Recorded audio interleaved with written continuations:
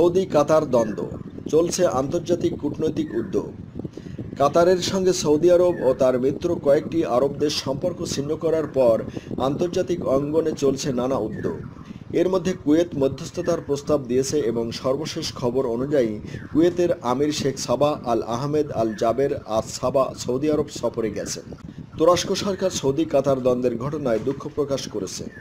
প্রতিবেশী দেশ হিসেবে ইসলামী প্রজাতন্ত্র ইরানও সর্বাত্মক তৎপরতা চালিয়ে যাচ্ছে।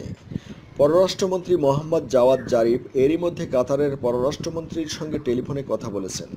এছাড়া তুরস্ক, Oman, Kuwait, Indonesia, Iraq, Tunisia, Malaysia, Lebanon ও আলজেরিয়ার পররাষ্ট্রমন্ত্রীর সঙ্গে কথা বলেছেন জারিফ। পাশাপাশি তিনি ইউরোপীয় ইউনিয়নের পররাষ্ট্র নীতি বিষয়ক প্রধান ফেডেরিকা মোগেরিনির সঙ্গেও কথা বলেন।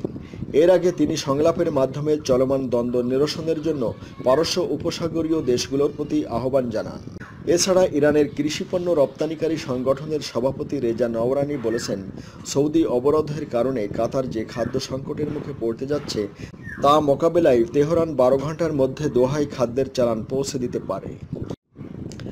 সৌদি কাতার দ্বন্দ্বের ঘটনায় তুর্কি প্রেসিডেন্ট রজব তাইয়েব এরদোগান টেলিফোনে কাতারের আমির তামিম বিন হামাদ আল সানির সঙ্গে কথা বলেছেন।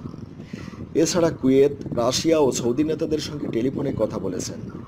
চলমান দ্বন্দ্ব নিরসনের জন্য এরদোগান সক্রিয়ভাবে কাজ করছেন বলে জানিয়েছেন তুর্কি উপপ্রধানমন্ত্রী নোমান কুর্তুলমুস।